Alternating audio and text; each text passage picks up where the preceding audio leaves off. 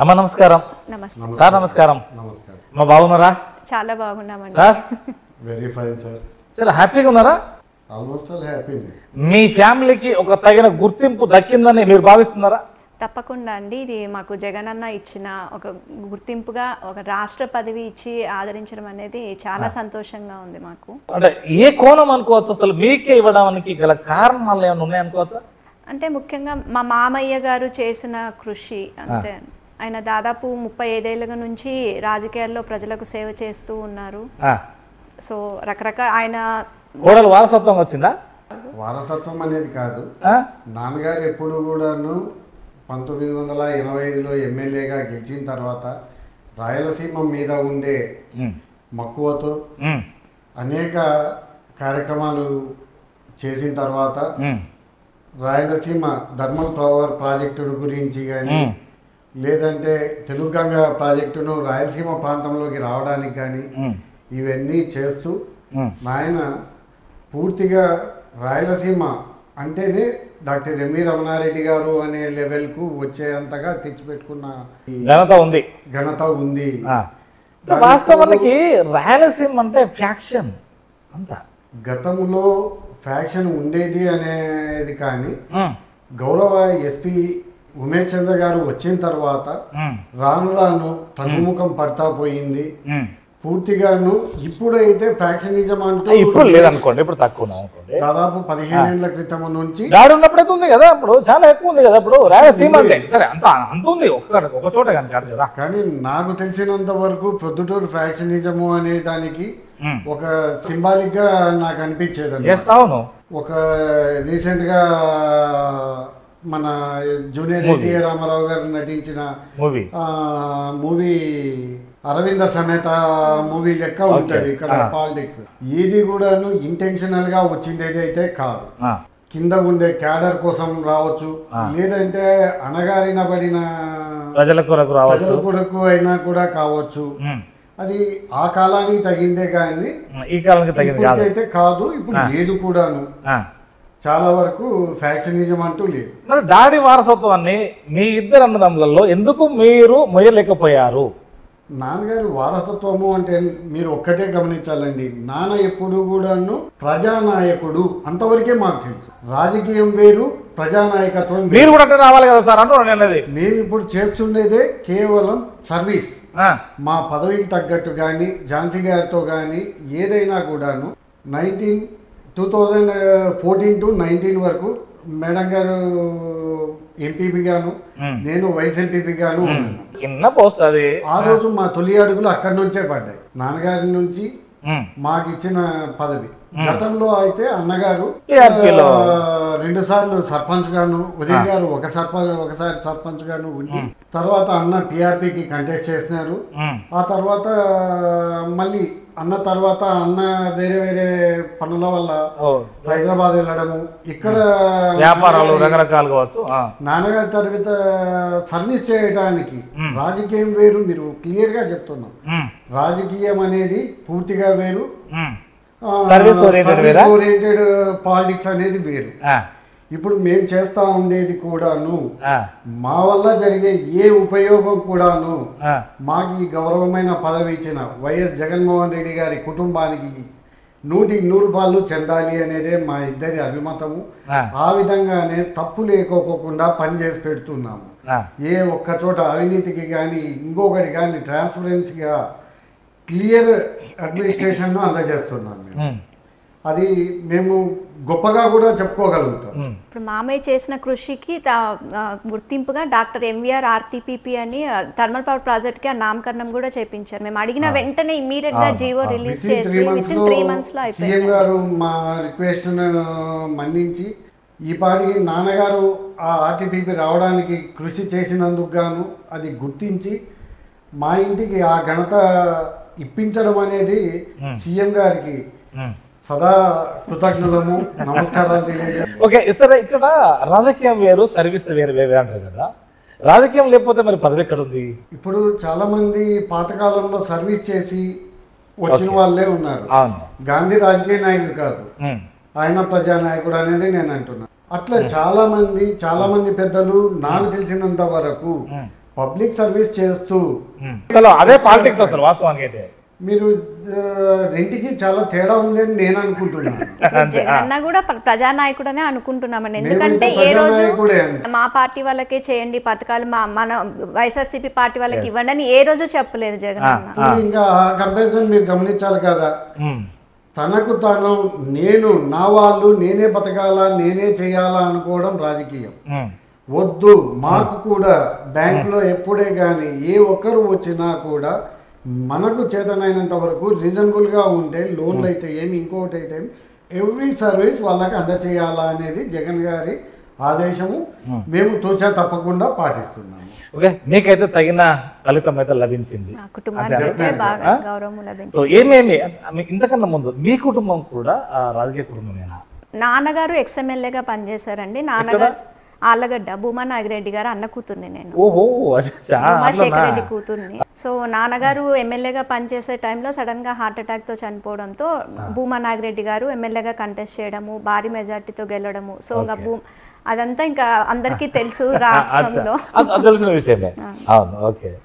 So ఇట్లా marriage ఎప్పుడు ఏం చేస్తారు? ఇట్లా అంటే ఏమన్నా రిలేటివ్స్? 2002 అండి మ్యారేజ్. పెద్ద రిలేటివ్స్ ఏనా మీరు? అరేంజ్ మ్యారేజా? లవ్ మ్యారేజ్ కాదా? కాదు, 2002 మా మ్యారేజ్ జరిగింది. మాకిద్దరు పిల్లలు. పెద్ద అబ్బాయి మెడిసిన్ చేస్తున్నాడు విజయవాడ, చిన్న అబ్బాయి ఇంటర్ సెకండ్ ఇయర్ ఇంకా జాయిన్ కాబోతున్నాడు. సో జనరల్ గా ఎవరికి ఎక్కువ కోపం వస్తుంది మీ ఇంట్లో ఇక్కడ? అంటే ఎవరి మీద ఎవరు ప్రయోగం చేయబోతుంటారు? అట్లా ఏముండదు మేడం, జనరల్ గా ఇద్దరికి వస్తుంది, కాకపోతే పెంచము దాన్ని. ఎక్కువ టైం ఉంటది కదా సహజంగా, ఈ కొట్లాట అనేది ఉంటది కదా. అంటే ఒకరి కోపం వచ్చినప్పుడు ఒకరు ఆటోమేటిక్ అట్లా కాదు, కానీ మా ఇద్దరికి అని అంటూ వచ్చేటివి చాలా తక్కువే. అంతేనా? చాలా తక్కువ అండి.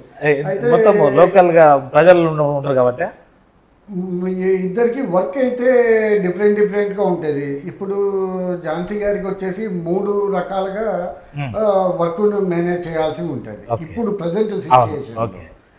ఒకటి డిసిసి బ్యాంక్స్ చైర్పర్సన్ గా ఒకటి చేయాలి, ఆప్కాప్ చైర్పర్సన్ గా ఒక వింగ్ ఒకటి ఉంటుంది. ఈ 3 months once national federation for cooperatives కు సంబంధించిన మీటింగ్స్ కు సంబంధించి అక్కడ బోర్డ్ అటెండర్ కావాల్సి ఉంటుంది. ఈ 3ంటికి కలిపి మా ఇద్దరము కలిసి ట్రావెల్ చేసే అంత వర్క్ ఉంటుంది. నేను ఒకవేళ తను ఏదైనా అవుట్ స్టేషన్కి వెళ్ళినప్పుడు ఇక్కడ మా లోకల్ లీడర్ ఇద్దరం కోఆర్డినేట్ చేసుకుంటూ మాక్సిమం సర్వీస్ చేయాల్సి వస్తుంది. వర్క్ పంచుకుంటున్నాను అంతే కదా, షేర్ చేసుకోకపోతే ఒకళ్ళనే అంటే కుదరకపోవచ్చు. అంతే. సో పూర్తి ఫ్రీడమ్ ఇచ్చారనుకోవచ్చా మేడం? అంతే కదా. ఇప్పుడు ఎన్ని రోజులు డిపెండెంట్ గా ఉండాలి అదొకటి అనేది ఆలోచన చేయాలి. మహిళా సాధికారత వచ్చింది అనుకోవచ్చా? తప్పకుండా అండి. మరి జగనన్న గారు అది అందరికీ చూపిస్తున్నారు. సో అందరూ తిరుగుతున్నారు. అంటే అది ఒక బాధ్యత. ఎప్పుడైనా మహిళలకు ఒక బాధ్యత ఇస్తే దాన్ని బాగా చేస్తారు. అంటే ఎవరితో మాట అనిపించుకోవడానికి ఎవరు రెడీగా ఉండరు ఈజీగా. ఒక సెల్ఫ్ రెస్పెక్ట్ అనేది ఉంటుంది కదా. మంచి బాధ్యత ఇచ్చారు, తప్పనిసరిగా మాట పడకుండా చేయాలనేది ఒక ఉద్దేశంతో వెళ్తున్నారు. సార్ 3 అంశాలు చెప్పారు. ఈ 3 అంశాలను మీరు ఏ విధంగా అంటే హ్యాండిల్ చేయగలుగుతున్నారు? అంటే మీటింగ్స్ ఎవ్రీ 3 months కి బోర్డ్ మీటింగ్స్ ఉంటాయండి. మన డిసిసిబి కానీ ఆప్కాబ్ నాప్స్కాబ్ ఎవ్రీ 3 meetingsకి 3 monthsకి ఒకసారి బోర్డ్ మీటింగ్స్ ఉంటాయి. సో అవన్నీ అటెండ్ అవుతూ ఉండాలి. ఇంకా ఇప్పుడిప్పుడే మరి గవర్నమెంట్ ఆఫ్ ఇండియా నుంచి కూడా చాలా ఇనిషియేటివ్స్ వస్తున్నాయి సొసైటీస్ కానీ అన్నిటికీ. సో వాటిని సొసైటీస్ వరకు తీసుకెళ్ళడము. నిన్ననే ఒకటి జనరిక్ ఔషధ్ మెడిసిన్స్ షాప్ ఒకటి ఓపెన్ చేసి వచ్చాము. సో అది గవర్నమెంట్ ఆఫ్ ఇండియా ఇనిషియేటివ్స్. అంటే మన సీఎం గారు కూడా కోఆపరేటివ్స్కి ఒక మంచి మూమెంట్ రావాలి. ఎందుకంటే ఇవి తక్కువ వడ్డీతో లభించే రుణాలు. ఇప్పుడు మీరు అదర్ బ్యాంక్స్లో కూడా కమర్షియల్ బ్యాంకులకు తేడా ఉంటుంది, తప్పకుండా ఉంటుందండి. ఇప్పుడు వాళ్ళు హిడెన్ చార్జెస్ అవన్నీ చాలా వేస్తారు, అసలు కనిపించవు అసలే. ఇప్పుడు మేమంటే ఇక్కడ లోన్ తీసుకునే వాళ్ళే మెంబర్సే ఓనర్స్ కూడా అవుతారు మా బ్యాంక్స్ లో. సో అది ట్యాక్స్ నుంచి స్టార్ట్ అవుతుంది, సొసైటీల నుంచి కానీ డిసిసిబిలో వాళ్ళే రైతులే ఓనర్లు. ఇప్పుడు మేము రైతులతో పాటు ఎస్హెచ్జి మెంబర్స్ని తీసుకుంటున్నాము, చిన్న వ్యాపారస్తులకు లోన్లు ఇస్తున్నాము. సో ఎలాంటి షూరిటీ లేకుండా అనుకుంటాను. ఎస్హెచ్జి వాళ్ళకు ఉండదు షూరిటీ, వాళ్ళ ఎస్హెచ్జికి ఒక్కదానికి షూరిటీ సిజిటిఎంఎస్ కింద కవర్ అవుతుంది కాబట్టి షూరిటీ. పిఎం స్వానిధి, జగనన్న తోడు అంటే మాకు వడ్డీ రియంబర్స్ చేస్తారు. పిఎం స్వానిధి అంటే సిజిటిఎంఎస్సి కింద కవర్ అయిపోతాయండి. సో అది మేము మామూలుగా బ్యాంక్స్ నుంచి కడుతూ ఉంటారు కాబట్టి అది సిజిటిఎంఎస్. ఒకప్పుడు ఈ సహకార సంఘానికి అదే డిసిసిబి కానీ లేదంటే ఆప్కాబాన్ కానీ నమ్మకం తక్కువ ఉండే, ఇప్పుడు ఆ నమ్మకం వచ్చింది అనుకోవచ్చా?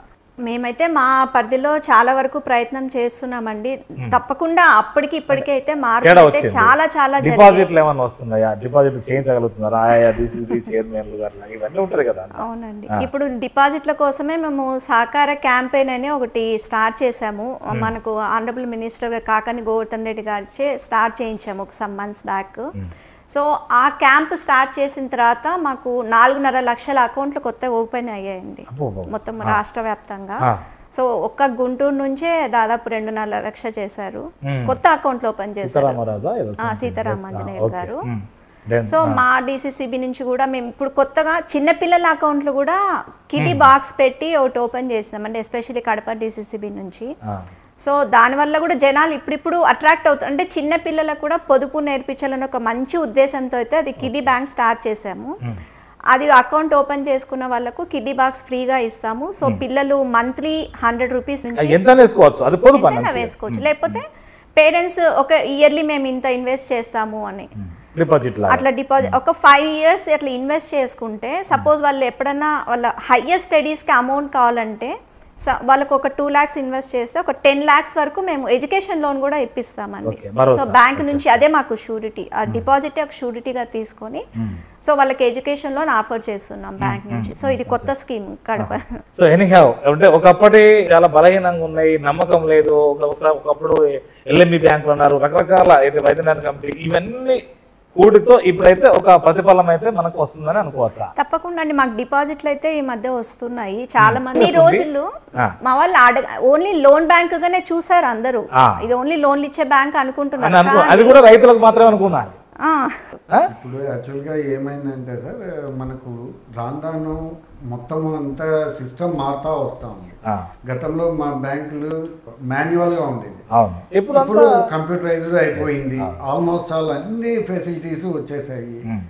ఇంకోటి ఏంటంటే ఇప్పుడు మా బ్యాంకుకు వచ్చిన మేజర్ డిసడ్వాంటేజ్ ఏంటంటే పబ్లిక్ సర్వెంట్స్ నుంచి మాకు కోఆపరేషన్ కొంచెం సీఎం గారు మా మినిస్టర్ గారు మాత్రమే మనది అని అనుకుంటున్నారే కానీ మిగతా పబ్లిక్ సర్వెంట్స్ మా మీద అజమాయిషీ కంటే మనది అని ఓనింగ్ చేసుకోవడం అనేది తక్కువ ఉంది అనుకోవచ్చు.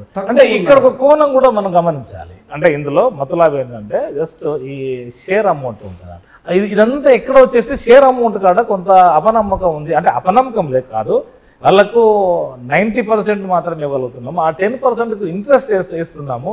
అది కూడా ఇంకోటి పిఎస్సిఎస్ దగ్గర కావచ్చు, ఇక్కడ డిసిపి దగ్గర, అంటే కొంత ఎక్కడ ఒక ఈ క్లారిటీ కనుక వస్తే ఇంకొక ముందుకు పోయే అవకాశం. అంటే మనకు తెలియాల్సిందేది పరస్పరమే, పరస్పరము. వాళ్ళది 10 పైసలు భాగం ఉందంటే 90 పైసలు అప్పిస్తారు, అంతే అంతే. ఆ 10 పైసలు కూడా భాగం లేకపోతే కోఆపరేషన్ నాది అనే భావన పోతుంది, కాబట్టి మాత్రమే పెడుతున్నారే. అంటే బాధ్యతను గుర్తించడం. ఇక్కడ ఎక్కడైనా పిఎస్సిఎస్ లలో ఎలక్ట్ అయ్యే బాడీ కూడాను అక్కడుండే సభ్యులు అవుతున్నారే తప్ప అంతే ఆ గ్రామము లేకపోతే ఆ సొసైటీ పరిధిలో ఉన్న వాళ్ళు అంటే 100 సంవత్సరాల క్రితం వాళ్ళు రైతులు చేసుకున్న అగ్రిమెంట్.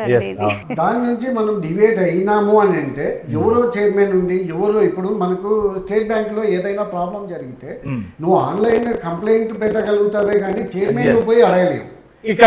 ఇక్కడ డైరెక్ట్ నీకు ఏదైనా యజమానివి కాబట్టి నీకు అడిగే రైట్ వస్తుంది. అది ముఖ్యం కానీ ఎక్కడో ఉండడం అనేది కష్టం. మేడం ఒక అవార్డు కూడా తీసుకున్నట్టుంది, నాస్కార్ నుంచి తీసుకున్నామండి. ఎలా ఫీల్ అయ్యారు? అంటే మొత్తం 33 కోఆపరేటివ్ స్టేట్స్ ఉంటాయి నాప్స్కాబ్ కమిటీలో. సో అందులో మేము బిజినెస్ ఇంప్రూవ్మెంట్ చేయడం వల్ల అవార్డు వచ్చింది. ఇప్పుడు మీరు నాకు అదే నేను అప్పుడు అనుకుంటాను, మీరు ఇక్కడ బిజినెస్ అంటున్నారు, తెలంగాణలో కొండూరు రవీంద్రరావు గారు ఉన్నారు, మరి వాళ్ళకి రాలేదు, అయినా మీకు వచ్చింది అంటే ఏంటి? ఇక్కడ అంటే నాబార్డు నుంచి ఫ్యాక్టర్స్ ఉంటాయి కదా. అవును, అదే గతంలో రవీంద్రరావు గారిది వచ్చాయి, కానీ ఇప్పుడు ఏంటంటే బిజినెస్ టర్న్ ఓవర్లలో కడప కూడా బయటకు వచ్చింది కాబట్టి లాసెస్ లోంచి బయటికి వచ్చాము. ఆఫ్టర్ 25 years కడప అనేది కూడాను డిసిసి బ్యాంక్ ఫస్ట్ టైం ఇదే కదా. అవునండి, రాజస్థాన్ లో జరిగింది వచ్చేసిందండి. దానికి గాను ఆప్కాబ్ అనేది డిఫరెంట్, కడప రావడం అనేది డిఫరెంట్. మీరు ఉన్నారా సార్? లేదండి, మీరు ఆ రోజు వెళ్ళలేదా? నేనండి మీరు సార్ ఇప్పుడు మీతో వాడుకుంటారు కానీ మేడం పట్టించినప్పుడు అయ్యో అట్లనేది కాదు, పోనీ ముందన్న ఉండాలి కదా మీరు.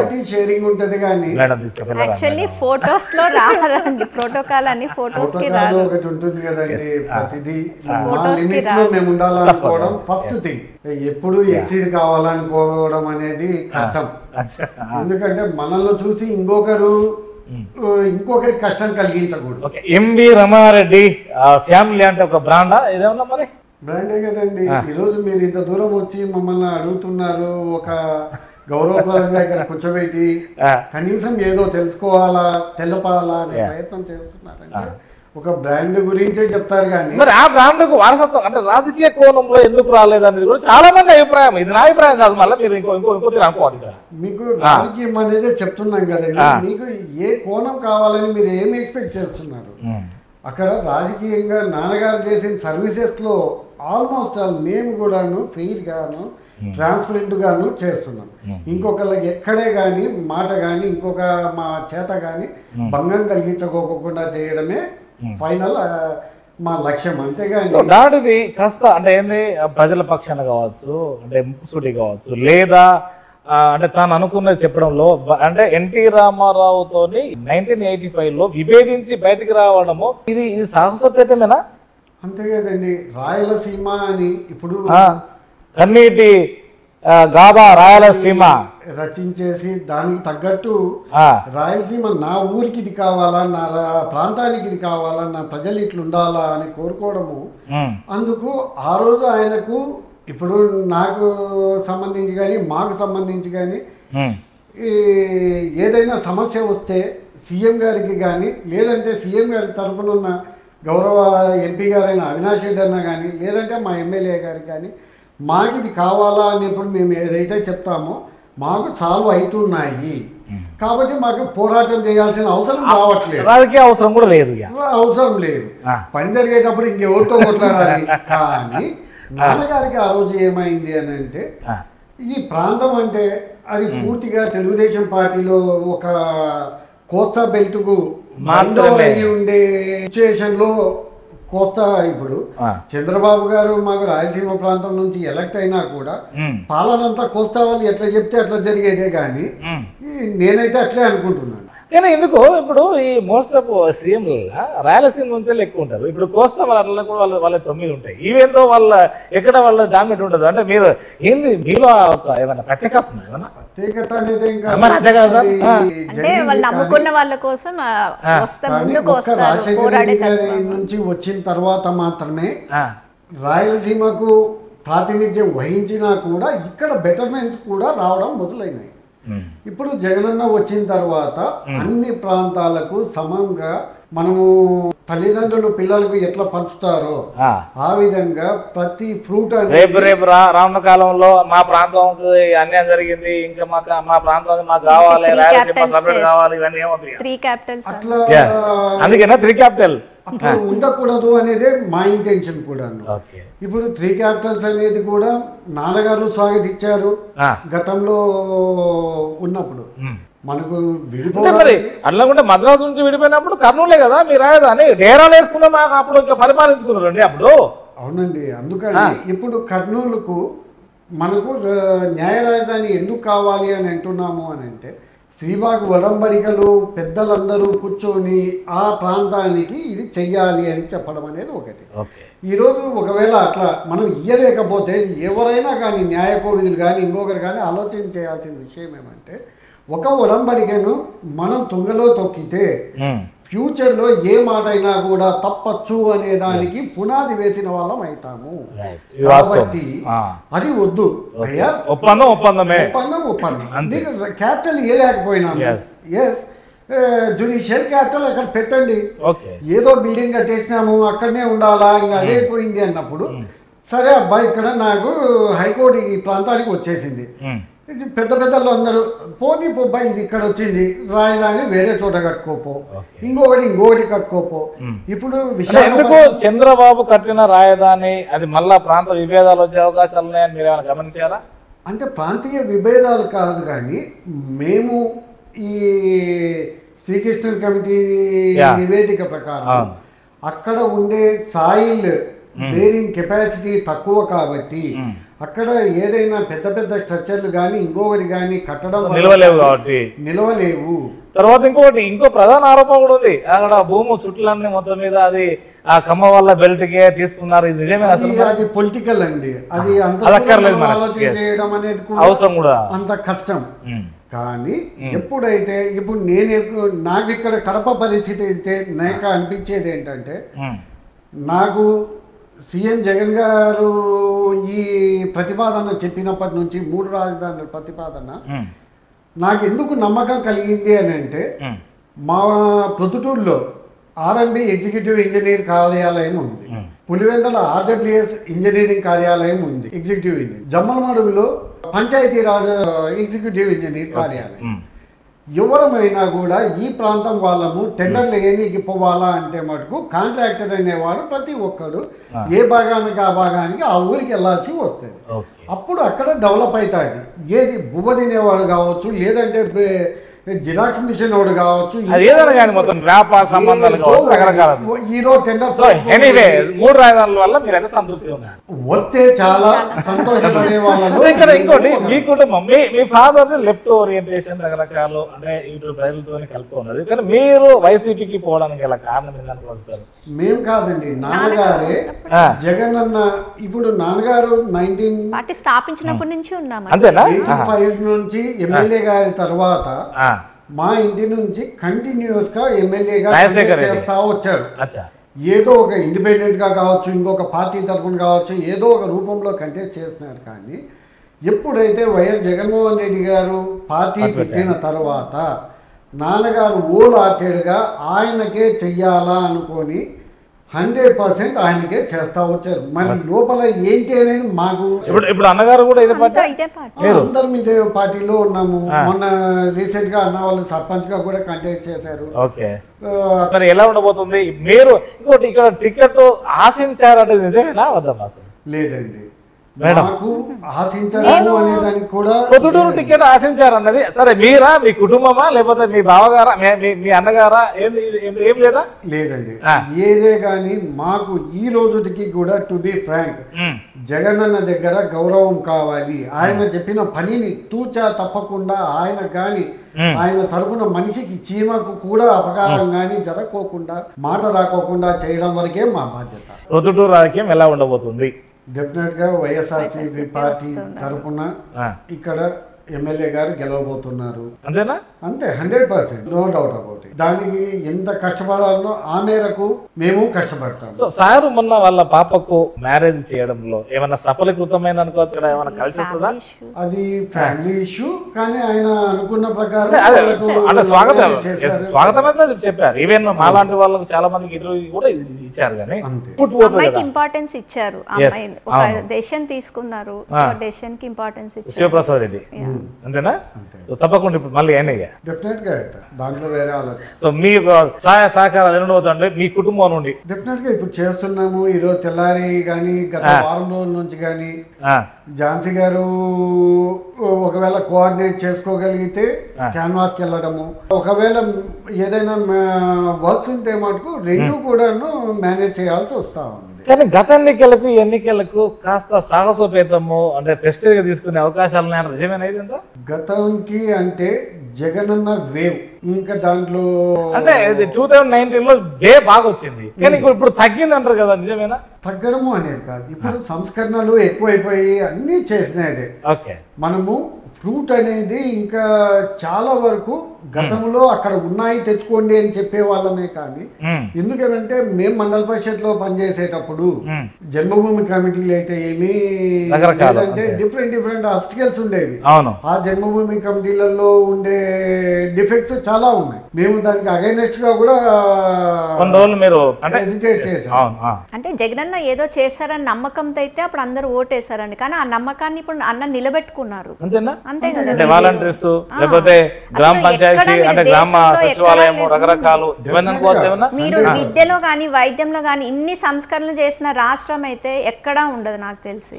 మీరు ఒకటి స్టేట్ ఫార్వర్డ్ చెప్పండి, ఈ దేశంలో కానీ ఈ రాష్ట్రంలో కావచ్చు విద్య వైద్యం ఇస్తే తప్ప అంటే ఈ రెండు మాత్రమే ఇవ్వండి, అది కూడా ఒకే గొడుగు కిందకి రావాలి, ఉన్నవాళ్ళు ఒకరినే లేని వాళ్ళు ఒకరినే. ఇందులో కనుక జస్టిఫై జరిగితే మిగతా ఏ ఉచితాలు అక్కర్లేదు అనేది చాలా మంది అభిప్రాయం. మీరేమన్నారు? కానీ విద్యా వైద్యం అయితే తప్పనిసరిగా ఉచితంగా వెయ్యాలి అని. సో ఇంకా మిగతా అక్క చెల్లెమ్మలం కూడా వాళ్ళకి ఇంకా ఎంపవర్మెంట్ ఎకనామికల్ డెవలప్మెంట్. ఎందుకంటే మీరు అప్పుడు ఆలోచనలు చూడండి, ఇప్పుడు ఉమెన్ ఆలోచనలు చూస్తే చాలా చాలా తేడా ఉంటుంది. మీరు ఎప్పుడైనా మేము మీటింగ్స్ కి వాళ్ళని పలకరిస్తే అసలు చాలా చాలా విషయాలు చెప్తారు. వాళ్ళు ఎంత ప్రొఫెషనల్ గా తయారయ్యారంటే ఒక్కొక్కరు అసలు నేను వాళ్ళు ఆర్పీలు వాళ్ళందరూ ఉంటారు, ఒక్కొక్క ట్యాబ్స్ లో వర్క్ చేయడము ప్రతిదీ అంత ప్రొఫెషనల్ గా చేసుకుంటూ ఉంటారు. ఈవెన్ స్కూటీలలో తిరగడం ప్రతి ఒక్కటి ఎక్కడ వాళ్ళు బయట తిరగడానికి ఆలోచించట్లేదు. టీం వర్క్ అనేది ఒక 10 మంది ఒక టీం వర్క్ చేసేటప్పుడు సో ఒకరికొకరు వాళ్ళు సహకరించు అంటే ఇప్పుడు ఒక్కరు లోన్ కట్టకపోయినా ఒకరికి ఇంకోటి వాళ్ళు గ్యారంటీ ఉండేది ఉంటుంది. సో అట్లా వాళ్ళు ఒకరికొకరు ఇవన్నీ చాలా సంస్కరణలు తీసుకొచ్చారండి. అమౌంట్ ఇస్తున్నారు పెడుతున్నారు కానీ వాళ్ళు ఆర్థికంగా ఎదిగి మళ్ళీ ఏదన్నా కొనడానికి అవి మళ్ళీ నెక్స్ట్ గవర్నమెంట్కే వస్తాయి కదా ట్యాక్సెస్ రూపంలో. అలాగైనా కూడా మెయిన్ ఏమంటే అన్న హ్యూమన్ రిసోర్సెస్ పైన ఇన్వెస్ట్ చేశారు. కానీ ప్రతిపక్షం అయితే టీడీపీ కావచ్చు జనసేన కావచ్చు వాళ్ళ ప్రధాన ఆరోపణ అప్పులు తీసుకొచ్చి ఇస్తున్నాడు నేరుగా, అది పరిపాలనేనా? సరే అది పరిపాలన మరి ఇప్పుడు వారు కూడా మళ్ళీ ఇంకో 6 గ్యారంటీ స్కీములు అందరూ చేస్తారండి, సెంట్రల్ గవర్నమెంట్ చేస్తున్నారు. ఇప్పుడు మనకి ఇంకా కొంచెము టాక్సేషన్ సిస్టమ్ సరిగా ఉండకపోవడం. నా ప్రశ్న ఏంటంటే వైఎస్ఆర్సీపీ ప్రభుత్వము ఇప్పుడు అప్పులు పడకొచ్చి నేరుగా ఇస్తుందంటే మరి టీడీపీ తర్వాత అంటే టీడీపీ కూడా 6 గ్యారంటీల స్కీమ్ పట్టుకొస్తుంది, మరి వాళ్ళు ఏ విధంగా చేయగలుగుతారు అని ఇక్కడ ప్రధాన వాళ్ళు ఈ మాట తప్పు అని చెప్పేటట్లయితే మటుకు మేము అవి ఇవ్వము అని చెప్పగలిగితే మీరు ఏమి చెప్పినా కూడా మేము సమ్మతిస్తామండి. ఇప్పుడు మేము అవి ఇస్తాము మేము కూడా ఇస్తాము అన్నప్పుడు అప్పు చేయడం తప్పు కాదు అనేదే లెక్క అవుతుంది.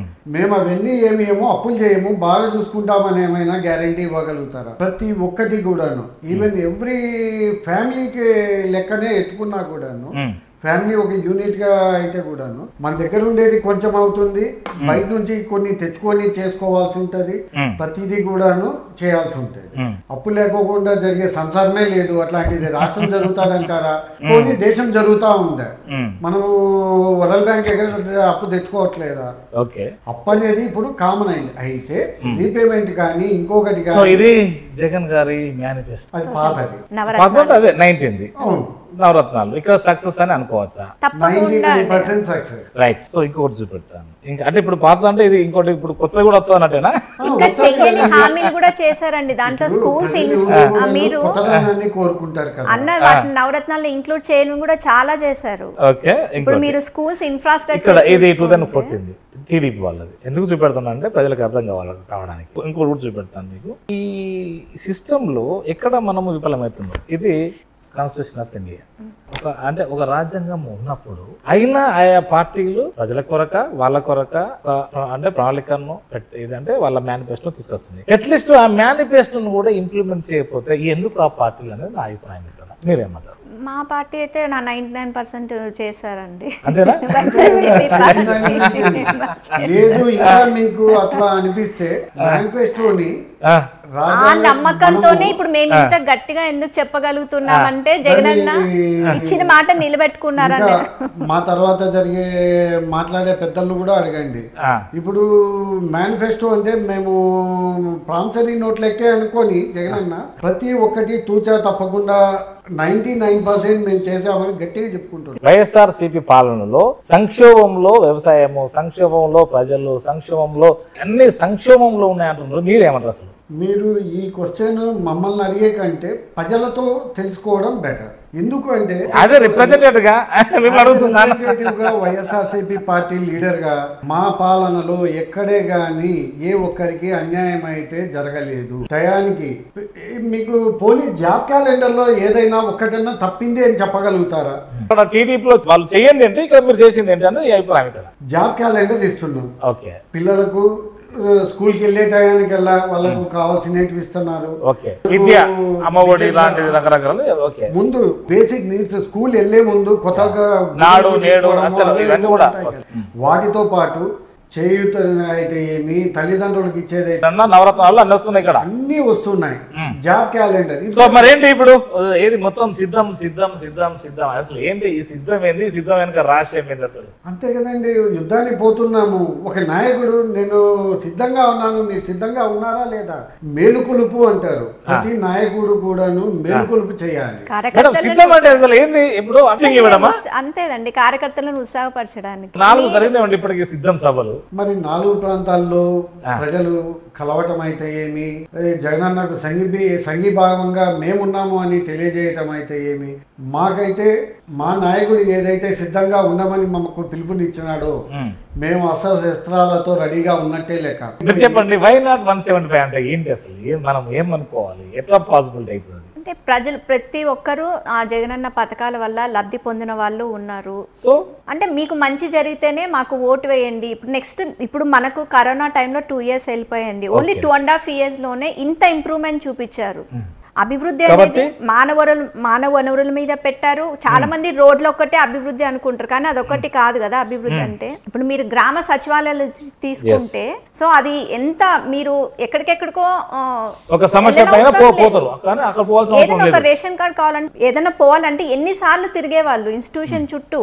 సో ఇప్పుడు అవన్నీ ఏమి తిరగట్లేదు. ఈవెన్ మీరు గడప గడప ప్రోగ్రామ్ పెట్టారు. మీరు చూసుకుంటే గత 6 నెలలుగా జగనన్న సురక్ష అని ప్రతి ఒక్క ఇంటికి డోర్ టు డోర్ వెళ్ళి బ్లడ్ టెస్ట్ తీసుకున్నారు. సో ఏదైనా షుగర్, జనరల్ చెకప్స్ కి, హిమోగ్లోబిన్ కానీ, సో ఇంటింటికి వెళ్ళి చెకప్స్ తీసుకోవడం కానీ, ఎవరికైనా పథకాలు రాకపోతే మళ్ళీ వాళ్ళ దగ్గర నుంచి స్పెషల్ గా మళ్ళీ తీసుకొని అప్పటికప్పటికి శాంక్షన్ చేశారు. ప్రతి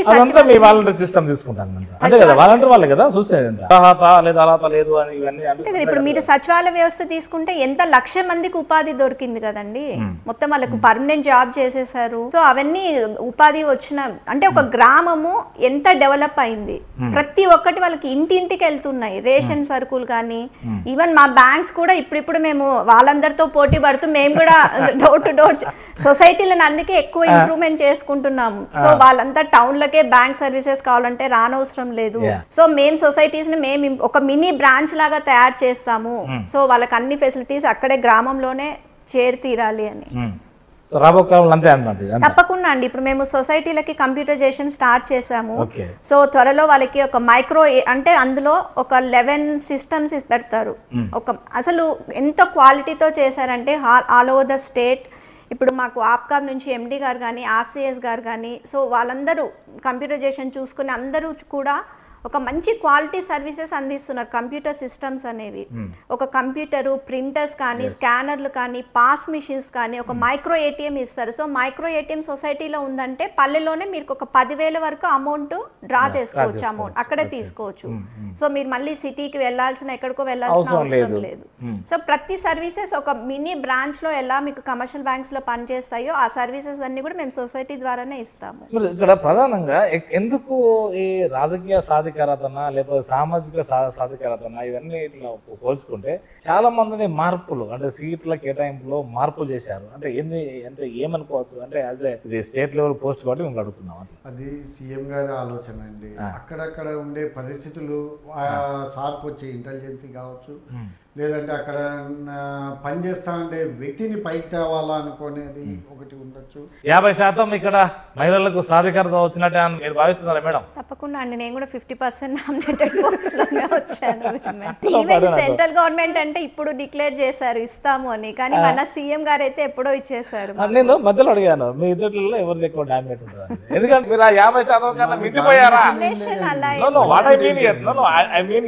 ఇక్కడ ఏంటంటే వారికి ఆ ఇండిపెండెన్స్ రాష్ట్రంలో అంటే ఇక్కడ ఒక కుటుంబంలో కాదు రాష్ట్రంలో కూడా ఆ తీరుగా ఉందనే నా కోణం ఇక్కడ అన్నట్టు.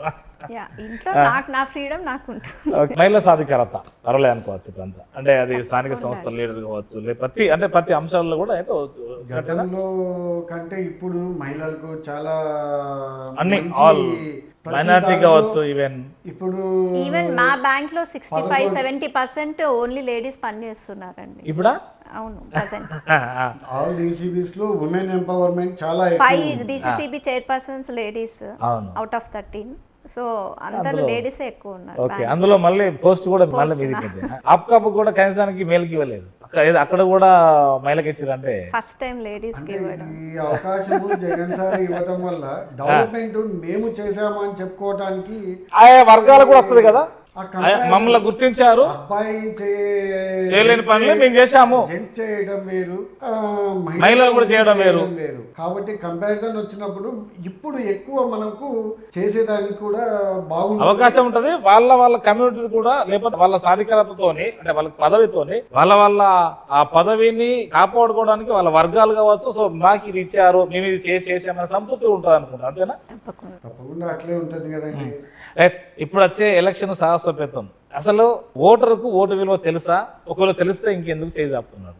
లేదా నాయకుడే ఇది రుచి పెట్టారు? ఏంటి అసలు ఒక ఓటు విలువ గురించి మీ అభిప్రాయం? యాక్చువల్గా ఓటును హక్కు కంటే బాధ్యతగా చేయాలని నా అభిప్రాయం, నమ్మకం అండి. యాక్చువల్లీ అప్పట్లో కూలి పనులు పోయే వాళ్ళు ఒక రోజంతా పని మానుకొని ఓటింగ్ కి రావాల్సి ఉంటది, ఒక రోజంతా క్యూలో ఉండాలని అట్లేదో స్టార్ట్ చేశారు అంటారు డబ్బులు. కానీ అదొక అలవాటుగా ఇప్పుడు మొత్తం ఇది మా హక్కు అన్నట్టు అయిపోయింది. కానీ మారాలండి, తప్పకుండా మారాలి. ఎందుకంటే ఇప్పుడు అలా ఇచ్చి వచ్చిన గెలిచిన వాళ్ళకి ఆ డబ్బులు మళ్ళీ ఎలా సంపాదించుకోవాలనే ఆలోచనే ఉంటుంది తప్ప ప్రజలకు సేవ చేయాలనే ఆలోచన ఉండదు. అది ప్రజల్లో అవగాహన రావాలి. ఇది మా మీ పార్టీ తరఫున ప్రజలకు ఏం చెప్పబోతున్నారు అదే చైర్పర్సన్ గా? తప్పకుండా మా పార్టీని భారీ మెజారిటీతో గెలిపించామని అందరినీ కోరుకుంటున్నాను.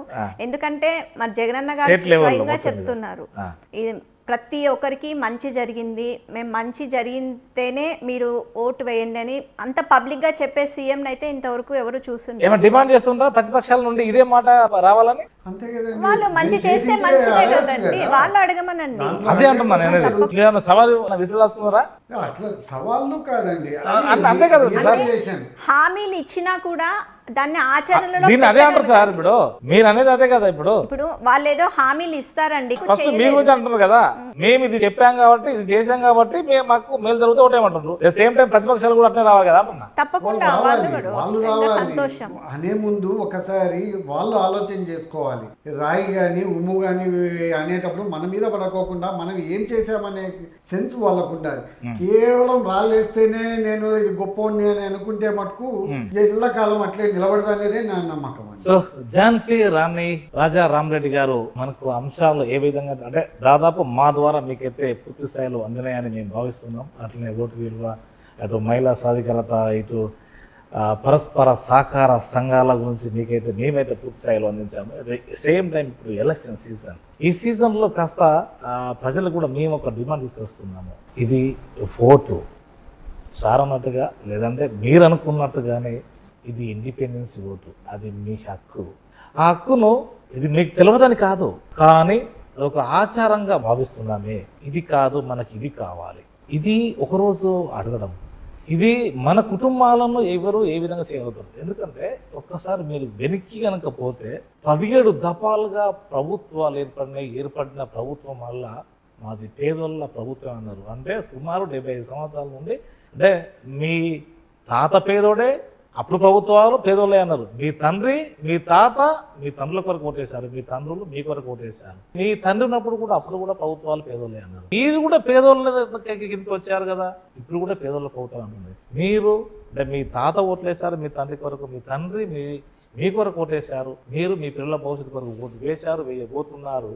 ఓటు మన భవిష్యత్తు నిర్మాణం చేసేటువంటి ఓటు, అది దాన్ని సక్రమ రీతిలో వాడతారు. ఇప్పటికైనా ఇలా కాకుండా ఇలా చేసేవారు ఎవరు అనే ఆలోచన మీలో రావాలని నేను కోరుకుంటున్నాను. నమస్కారం.